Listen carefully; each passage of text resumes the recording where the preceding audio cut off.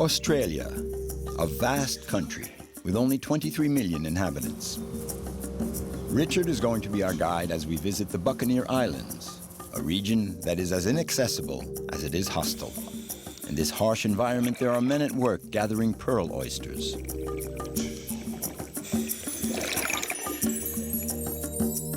In the very heart of Australia, Dave and his family live on the edge of the Simpson Desert. Living conditions may be hard, but Dave has given his children the biggest sandbox in the world. Further north in Arnhem Land, on the land of their ancestors, Simon, Russell, and Otto live their lives according to the Aboriginal traditions, a life with no constraints except those imposed by nature. Respect the land, you'll survive. You'll come back safely.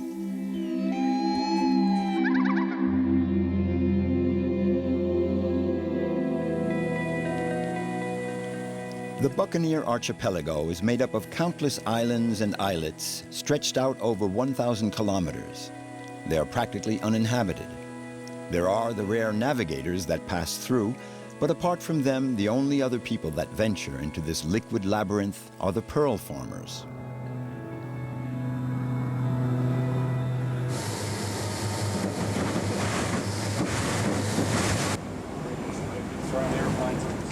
This is the Grumman mallard. These are our transport vehicles for around this wilderness area. So we're in a place where there is no access. We are 3.5 hours from Darwin by mallard, or 2.5 days by sea from Darwin. So without these transporters, we can't achieve our wonderful productivity. It's essential for us.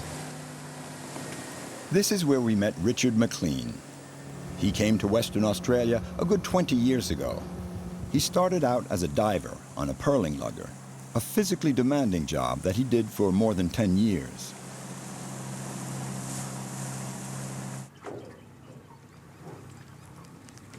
It's beautiful. And it's kind of peaceful at the same time too.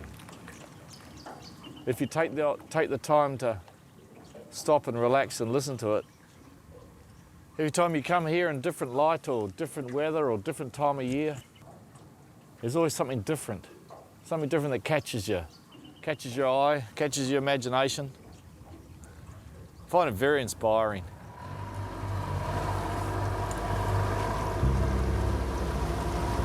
Probably not many other places in the world are so uninhabited and untouched. We're very lucky. Make it back for breakfast. Richard could never bring himself to leave this region. Now he manages all the pearl farms for Paspali, one of the world's leading pearl companies. The story of these pearl oysters begins off the coast 300 kilometers south of the Buccaneer Islands. The divers first have to gather the wild oysters that will allow them to cultivate pearls. Tony Cook is getting ready for another dive. 20 meters down, the water is 19 degrees Celsius. The visibility is mediocre, but no matter, Tony has to dive. Our fishing season starts around April and runs for anywhere up to 2.5 to 3 months. We take a team of divers up to 48. Paspali will take down the coast on up to half a dozen different motherships. We tow the divers, we call them drift divers. Drift diving, we tow them along the bottom where they're sole purpose of being down there is picking up the shell, the wild shell, and during the day the divers will spend up to 8 hours a day underwater using our devised tables to ensure that we have no decompression illness.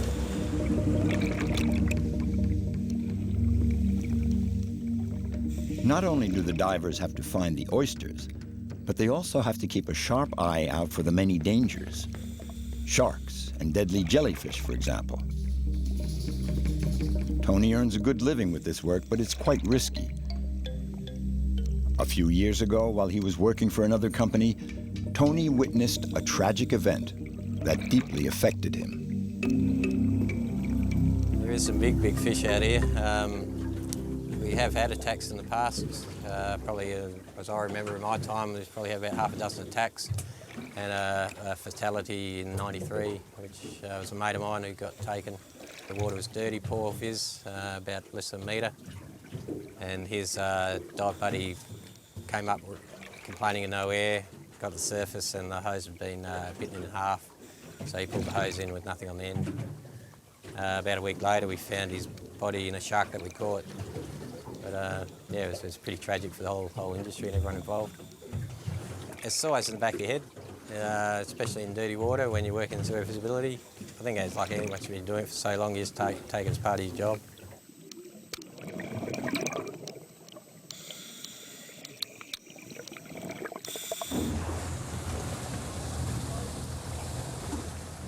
Once the wild oysters have been gathered, they're brought on board the impressive boat lab, equipped with a sort of operating room. About 50 people live and work on board, 25 of them highly trained surgical technicians. This is a gold-lipped Pinctada maxima, more commonly known as the South Sea pearl oyster. As oysters go, it's huge and produces a brilliant nacre with a satin sheen. To produce pearls, they first have to gather wild oysters, then seed them in a top-secret operation that takes place behind this partition. Each oyster has to be delicately pried open in order to implant a nucleus, a small pellet of special limestone. The foreign body will remain inside for 2 years while the oyster coats it with nacre. Once the seeding is done, the whole crew is mobilized to put the oysters back into their natural habitat. Only now they're held in baskets, so they don't drift off the current.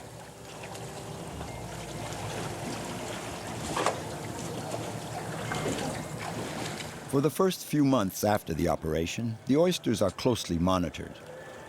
Every day, Tony and the other divers have to keep a watchful eye on their precious oysters.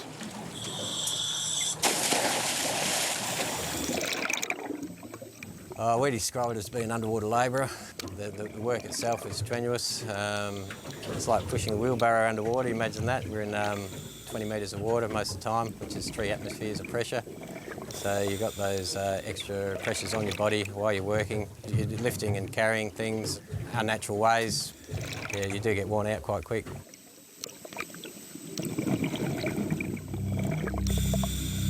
Like a nurse at a patient's bedside, Tony has to make sure that the gold-lipped Pinctada maxima are recovering from their operation.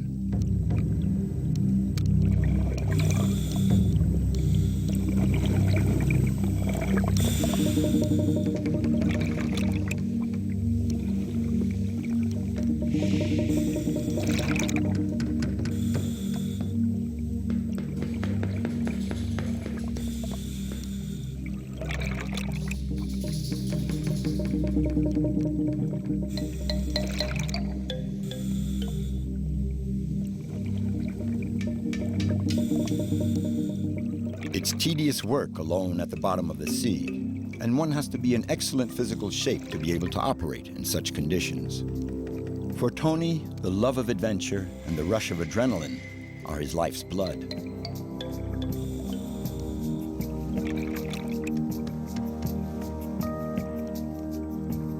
No, you're not seeing things. Tony is really toying with a sea snake.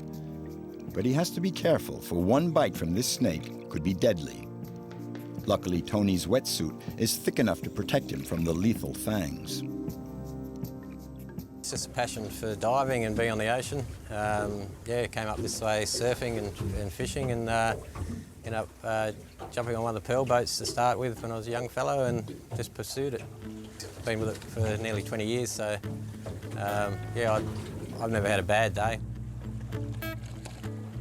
We're about to leave the operations grounds that we're at Sandy Point, and then head up into the Buccaneer archipelago into Talbot Bay. It's going to be about a 16-hour run for us. We should be there probably tomorrow afternoon.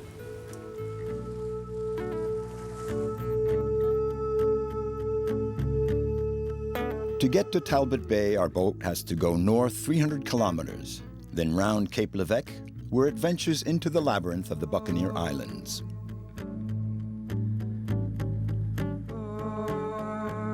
This Thousands of islands, inlets, channels, great tides. It's uninhabited and it's just a fantastic area. The early morning light and the late afternoon light is when you see it at its best. It can look very harsh in the midday sun because it's a harsh environment. There's a lot of local knowledge required not only to safely navigate through these areas because they're poorly charted, but it's a beautiful area. It's beauty in its ruggedness, I think.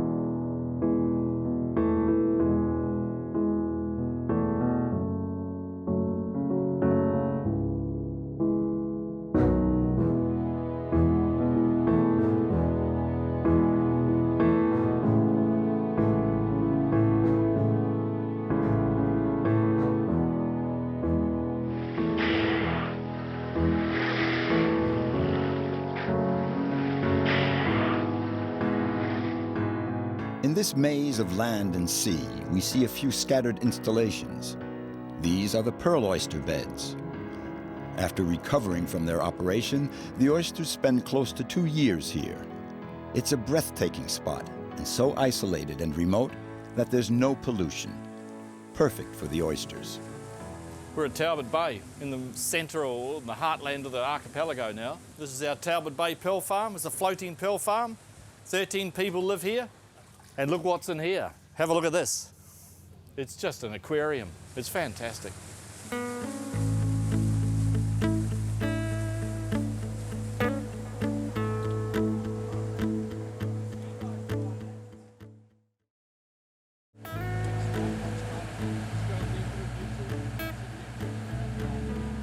Bit of fishing to top the day off.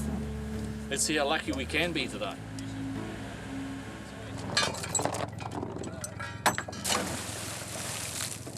A lot of people, this is the reason they come to work here, so they can fish. It's more than a sport. It's a way of life for a lot of people fishing. Oh, yeah! Oh, yeah! There's a fish! And there's another one. Look, there's a croc coming in. Look at him. Very unusual for a croc to come in this close. You can jump clean into the boat without batting an eyelid. If you've ever gone on a jumping croc cruise like out of Darwin, it gives you one thing, you realise how high and how fast these crocs can jump. And you know, that's what everyone gets a bit sucked in about crocodiles, because they see them looking docile like that one is, just floating on the top of the water. But when he goes, you can see how fast he just comes in from out of nowhere. Past 10 metres from their normal depth. Watch out. Just let him come in a bit. Oh, it's a cod. He's got the biggest one of the day too, but... Oh, it's a cod. It's a good cod too. He's quite a big croc, 3 metres or so. Get off there. Yeah. Just get off the edge of the boat. He'll chomp you. Come on.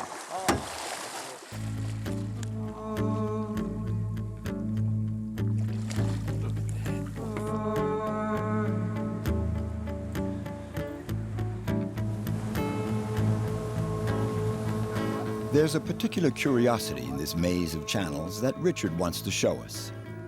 The Australians call this phenomenon horizontal waterfalls.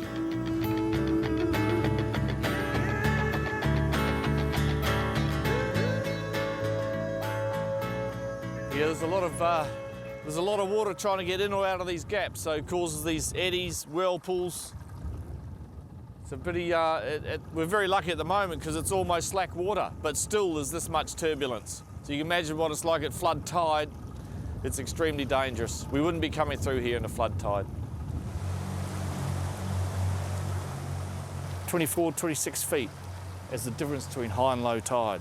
And that amount of water coming through these tiny crevices and rock gorges and that, tremendous amount of energy, huge amount of water being moved. All that turbulence and water exchange also increases the amount of oxygen in the water for food life, for our pearl shell and for all other fish species.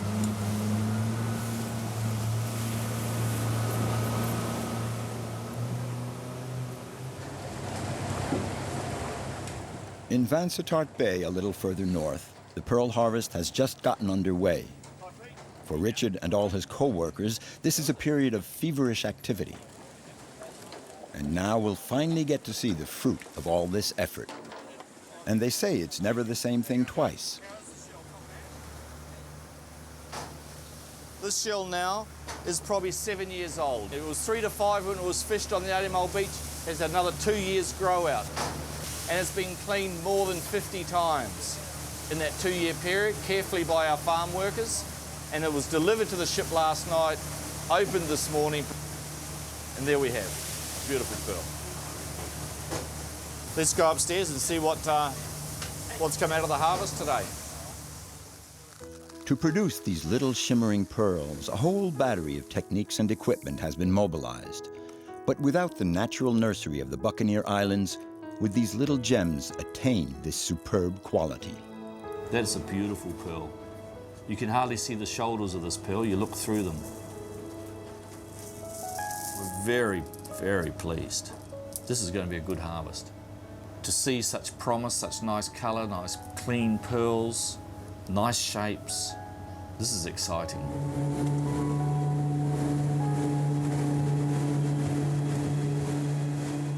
Richard has to take his precious cargo to Darwin. We'll take advantage of the seaplane to leave this magical spot. But Richard will soon be back here in this territory so removed from civilization.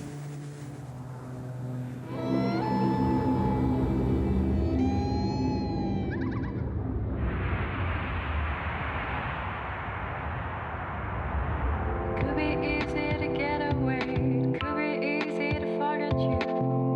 It could be so hard today. How many times did I fight? How many times did I cry? And there you on channel? Yeah, receiving, Dave. Yeah, I've just picked up those boys. We're on our way back for a beer. Copy that. Seen about 20. And we're just on our way back to Mount Dare, which is at the top end of South Australia. We really are in the centre of Australia and on the western edge of the Simpson Desert. And this is just a sample of the great roads that we have around here. So we're very isolated. 500k from Alice Springs, 1,300 kilometres from Adelaide. And Ayers Rock is a day's drive away, so we're sort of a long way from everywhere, but you just get used to hundreds of kilometres when you drive. Mount Dare Station, an unlikely settlement plopped down right on the edge of the Simpson Desert. It's one of those places where life makes a dogged stand. All around for 500 kilometers in any direction, there's nothing but sand and rocks. It looks like a scene out of Mad Max, but a lot less violent and a lot more laid back. Here in the middle of nowhere, but in the dead center of Australia, is where Dave has chosen to make his home along with his wife and children. He came here 7 years ago and took over a half-abandoned service station. Mount Dare Station is the only post for the brave souls venturing into the vast uninhabited and uninhabitable desert, where the temperature often gets up to 50 degrees Celsius. People never stay here long. They're just passing through. Cooking breakfast 1 minute and then you're out fixing cars the next. Just then getting ready with the post, and some days can be flat out in here.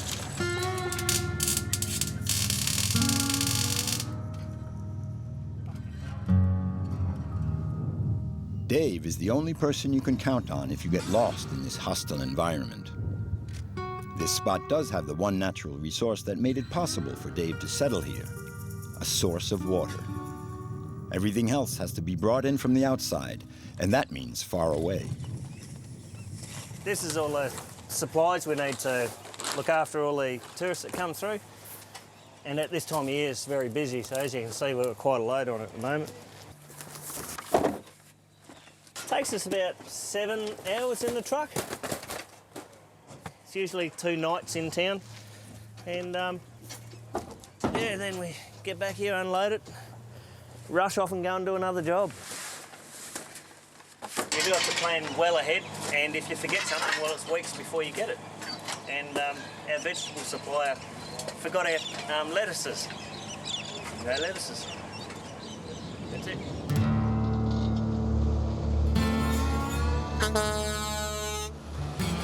A round trip to the nearest store is a 1,000-kilometer expedition, half of it on god-awful tracks. We don't really have a local trade. There are some cattle properties not too far away from here, but they're 70 kilometres nonetheless. That's over an hour's drive, so we don't often see the neighbours, and it's sometimes a special occasion when you do see them. As for social life, aside from the passing travellers and the hired hand, Dave, his wife and children have only each other to talk to. And the kids can hardly invite friends over for their birthday parties. But the family has found a way of life that suits them just fine. Here we got my wife Melissa and my two little angels. We've got the eldest one Charlotte and the little girl Crystal Ann. They love it. We've just come back from Alice Springs, where we've been to the Alice Springs show, so we've got the bubble machine and show bags and all sorts of stuff. Ring Becky! Just enrolled Charlotte. She's 3.5 for next year. She does kindergarten. It'll be correspondence through Alice Springs, and the year after that, then it'll be over the internet, School of the Year. They can see their teacher through via the camera on the internet, and they can do music, they can do dancing, painting, anything they can learn is on the internet, and they've got a 99.9% attendance rate. So, and it's the biggest classroom in Australia. Just closing your eyes. It is throughout outback Queensland, Northern Territory, South Australia, Western Australia. So it is just huge. Charlotte's class, which has about 50 pupils, is the biggest in the world. It extends over a territory almost the size of a continent.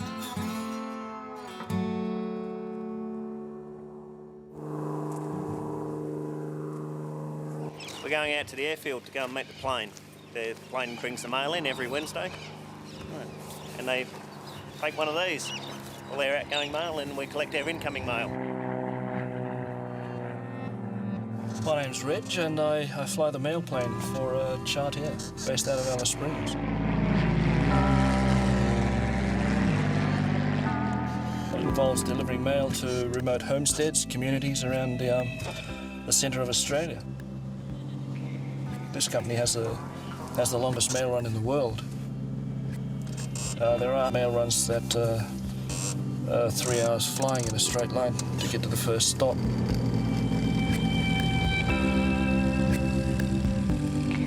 Morning. Good. And I've been preoccupied and forgot to bring you a drink out, but you're quite welcome to come over to the pub and grab one if you want one. No dramas, just the one? Yeah, just the one, probably 2 kilos. Yes, no dramas at all. Everyone looks forward to mail day, and we'll sit around the table and divvy out all of the mail and work out who's been ordering the most things. We have probably 9 mail runs on our books that go as far as West Australia, South Australia, and into northern Queensland. And it can take you all day, a good 8.5, 9 hours of flying to complete a mail run. And that's a pretty big day.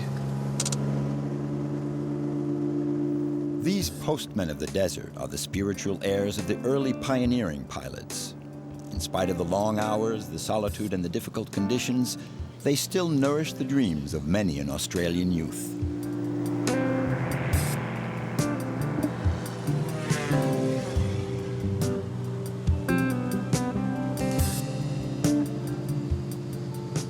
It's remote area flying. You're constantly over featureless terrain. It's pretty hard navigating out here. We rely on a GPS unit to get us from point A to point B.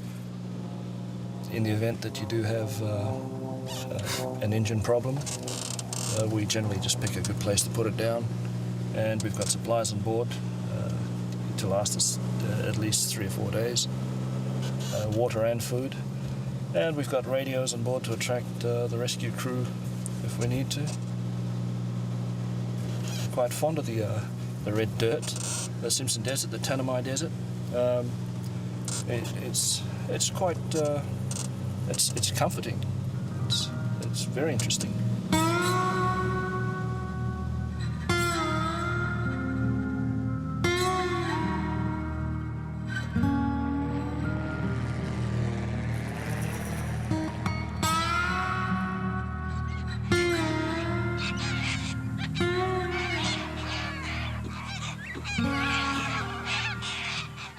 We've got to put the big wheels on, mate. We've got to go out in the desert for a couple of days, so we've got to slot these on. This car's purpose is primarily to be a recovery vehicle. It goes out to do tows, pull people out of bogs, repairs, anything that needs doing around here. And I'm going to take my little girl away with me this time.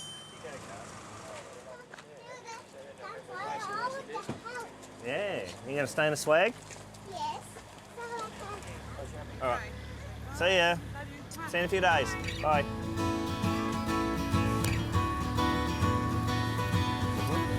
I'll get it in a minute. Ready for big trip?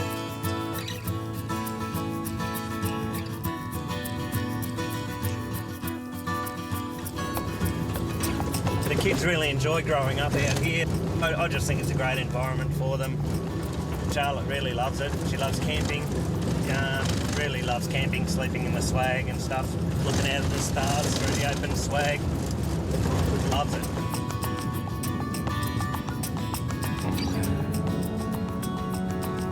"4 hours on the road, and the landscape is still the same. Dave doesn't get tired of it. He chose to live here in the company of these huge sand dunes. Just being able to live and work in country like this is just special. You know, you don't want to be battling your way through traffic. I'd rather battle my way through sand dunes, you know. Yeah, we're going to camp just here, Charlotte. This be a good place for the camping. Yep. And to get. There you go. Get the camping stuff out now. Yeah. Oh. We're at Perney Bore, which is 65 kilometres to the east of Dalhousie Springs. And as the name depicts, Perney Bore, it is a man-made bore that has been turned into a wetland. They were looking for oil and yeah, all that came out of the ground was near boiling water. So they said, don't need this, and off they went, leaving it flowing at, you know, so many thousands of litres a second. You know, it was just amazing, the water that was coming out. It would have filled these swales here before it was capped and restricted in its flow to just keep it to a moderate flow to maintain the wildlife that had become dependent on it.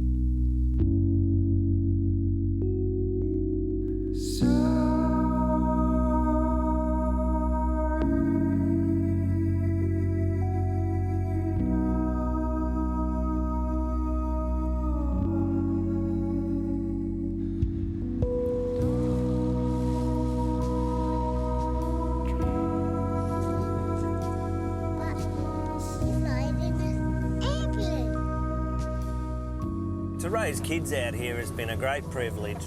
Just this morning, Charlotte gets out of bed and says, come on, Dad, let's go and find some camels. You know, how many other kids are going to get out of bed and say that in the morning? This is Australia's largest sand pit. She plays out here, you know, like any other kid plays in their backyard, but I just think the scenery around here is just a little bit more special than the average backyard.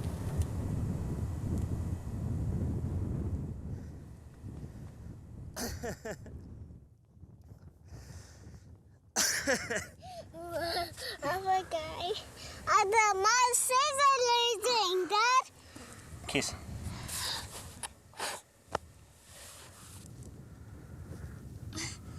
Oh, Dad, you know it's a sand pit. Yeah, it's a big sand pit, isn't it?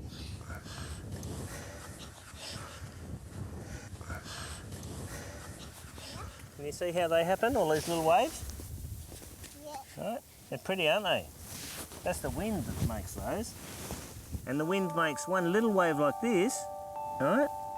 And then eventually, this little wave will be as big as this sand dune.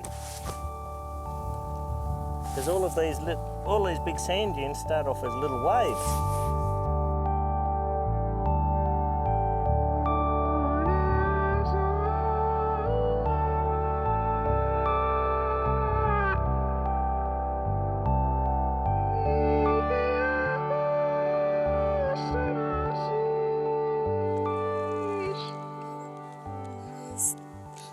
stars gone.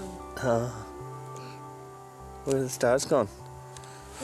Died in the sky.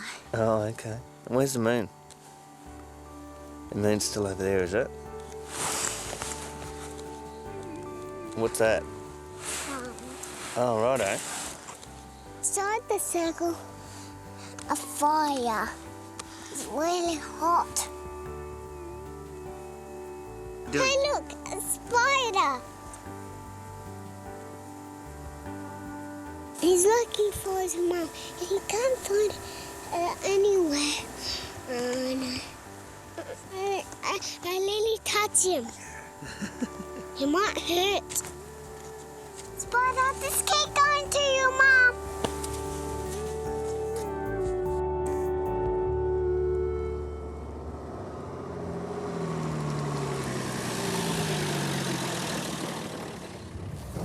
When you're out in the Simpson Desert, you've got 300 kilometres of sand dunes, no habitation for 500 kilometres between Mount Deer and Birdsville. And it's the vastness that is out here, it's just undescribable. It's really something that you have to see to feel, I think. It's God's own country, you know. It's the colours around here, the beautiful rich reds are just fabulous. I love it. 6.5 years I wouldn't be here if I didn't like it. It's hard work, no doubt, but yeah, it's a great environment. It's peaceful. I just think it's great.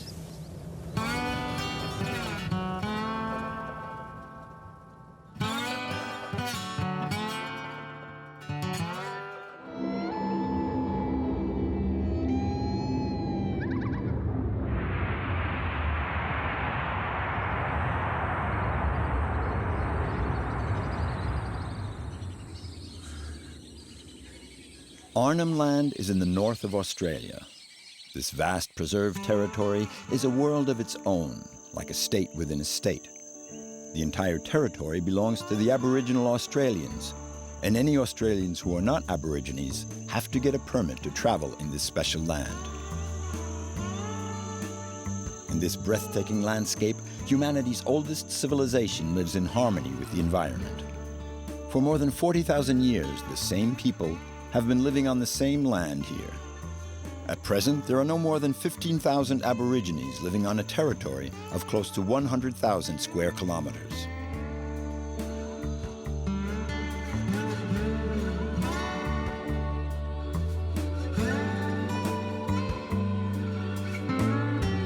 My old people, ancestors walked this country from thousands of years.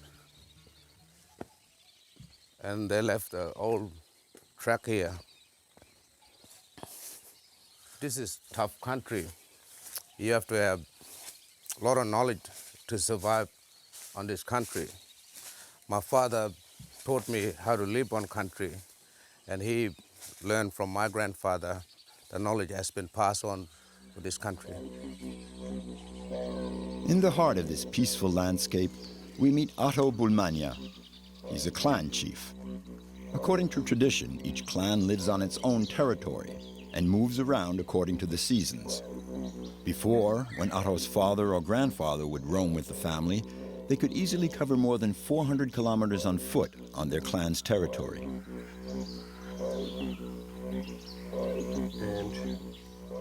I'm the traditional landowner of this country here, as you can see.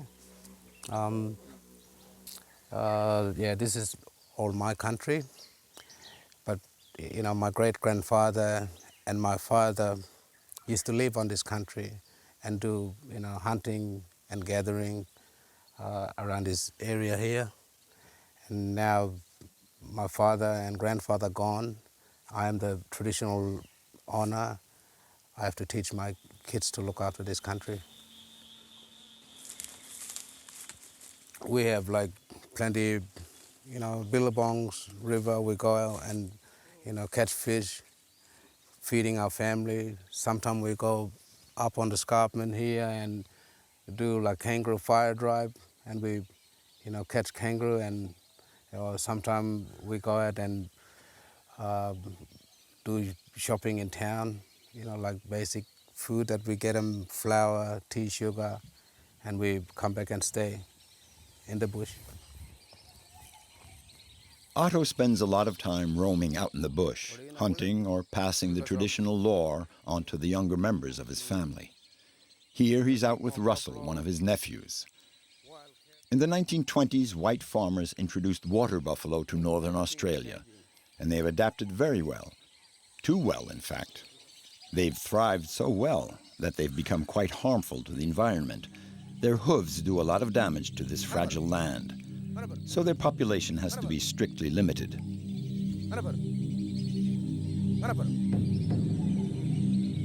Why?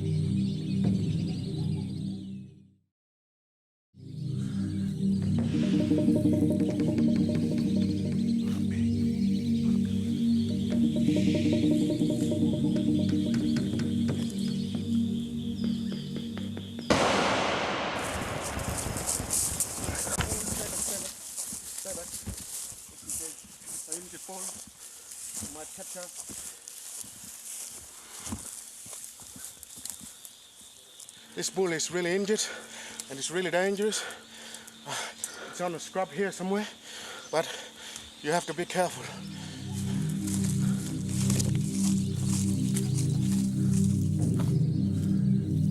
There's no hunting season for the Aborigines. They hunt to live all year round according to their needs.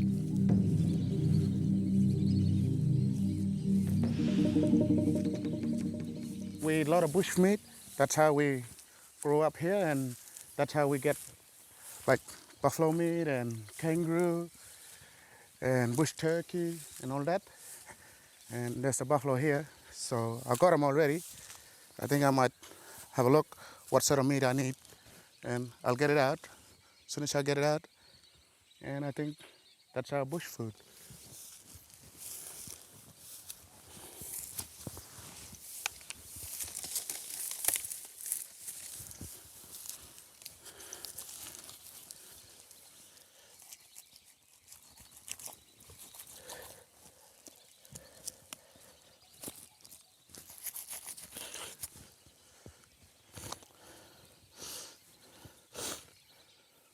Sometimes we go out to the billabong. We had a lot of lilies in the billabong, but now it's all gone from the pig and buffalo. So we have to get rid of them all the time sometime.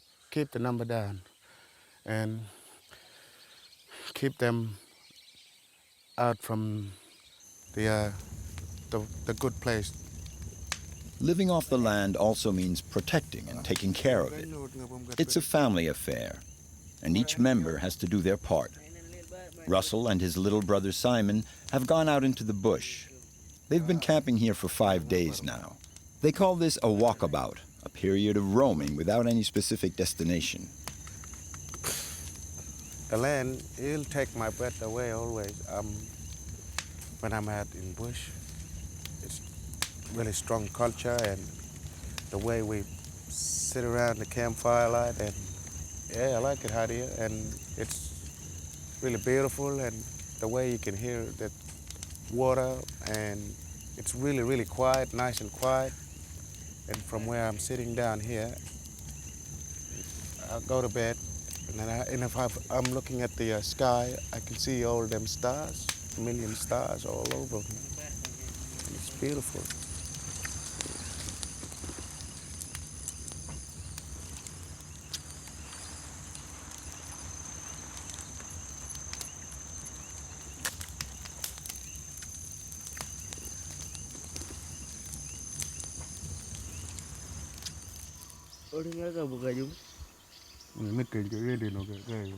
A walkabout can last a few days or a few weeks. It depends on how the spirit moves them. They take their time to camp, hunt, and simply enjoy the landscapes. This is the normal life of the Aborigines.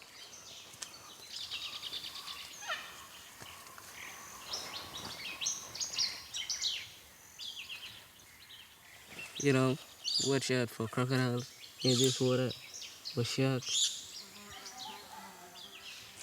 Some fish, yabbies, stingray, and lots of sharks in this water.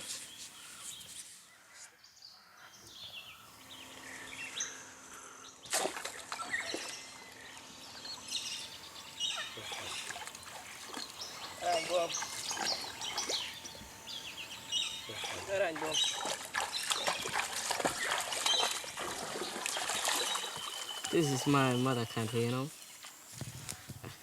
I used to live here with my grandfather, but he passed away a long time ago. Maybe 1 year back or something. I used to saw him spear a kangaroo on his country.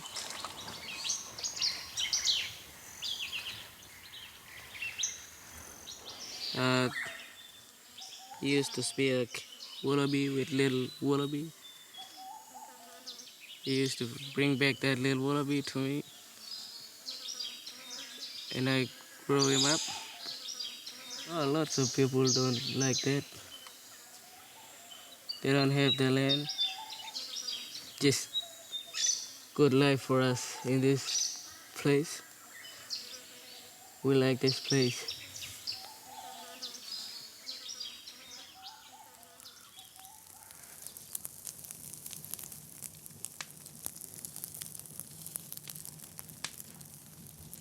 Bushfires raging out of control can be devastating for these parched lands. For ages, the ancestors of Russell and Otto have been using fire to fight fire, to avoid the extreme ravages it can cause.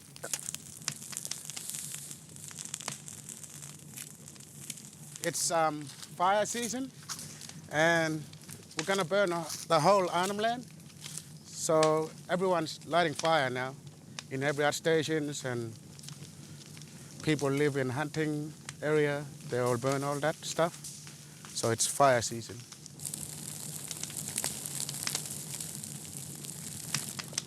Some area we live for long, 2 or 3 years, fuel load, we get big problem like big fire, and you can see big black scorch mark right on the top.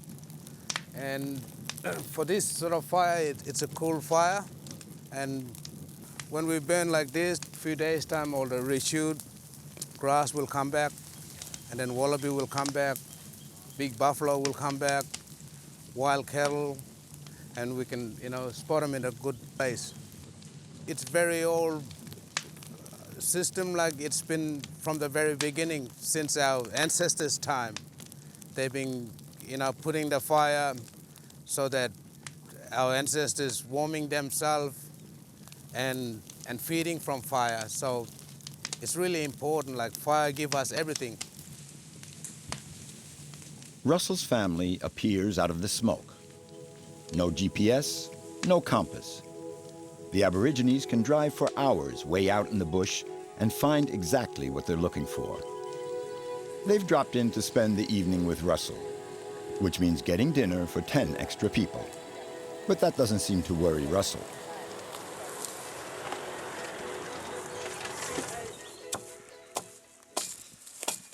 While Russell goes off hunting, Otto makes ready for the evening's festivities.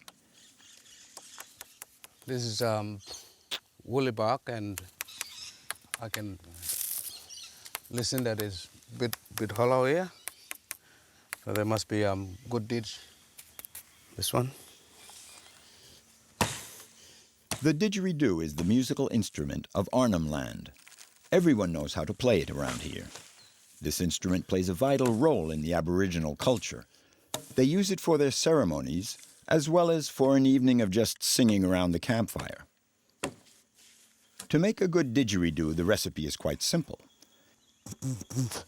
You just have to carefully select a tree trunk that's been perfectly hollowed out by termites.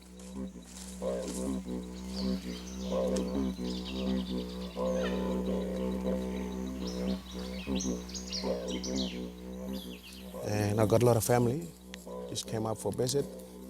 So I think I need to get a lot of meat a little bit and take it back, and we'll cook them around.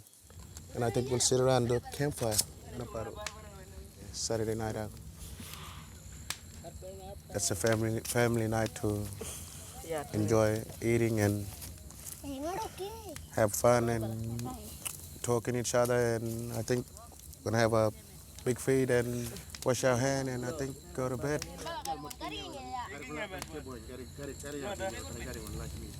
Hunting and gathering are two cornerstones of the Aboriginal culture, a way to stay in touch with the land. Our land, it's really like, it's all about culture too, and like ceremony and stuff. And we don't want to damage any of our land, because we like living like this. And we like collecting all the bush food, and you can feel the everything that's got in the earth.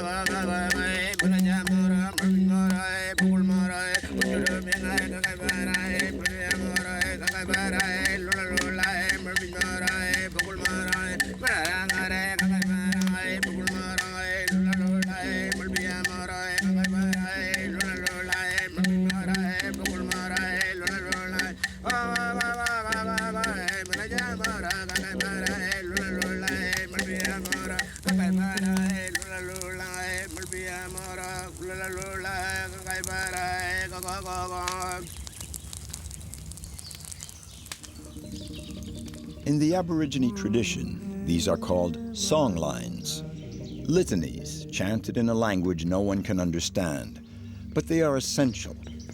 The Aborigines say that it's the language of animals. One song line will describe the course of a river and all the wildlife that lives there. Another will retrace the limits of a specific territory and the animals that inhabit it. Each one of these songs is an element of the Aborigines' history and describes a piece of territory. The song lines are, in fact, the proof of ownership of a family clan, something like an official land deed, and the totality of these song lines form a sort of land registry plan.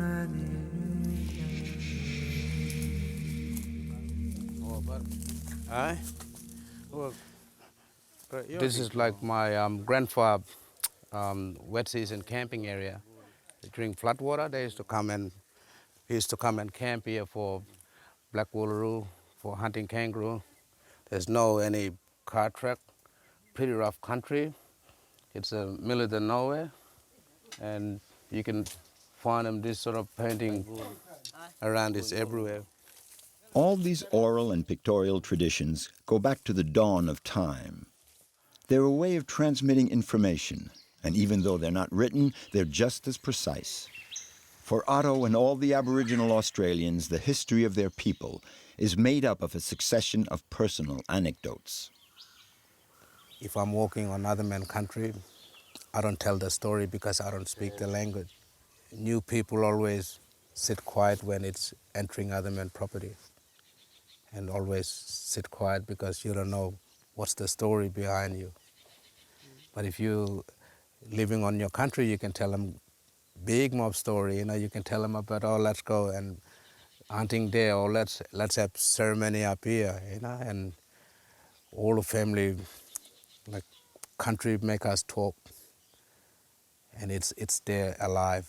It's watching us. If we make one mistake, we get sick because old people's spirit are watching us, and if we can't do it proper way by respecting the land, we get sick, fall from rock or big ironwood tree, goes through our feet, and there's a lot of dangerous part. So respect the land, you'll survive, you'll come back safely. The Aboriginal people of Australia have managed to survive much longer than any other civilization on Earth. And the key to such longevity surely lies in the great respect that they show towards their land and the creatures that live there.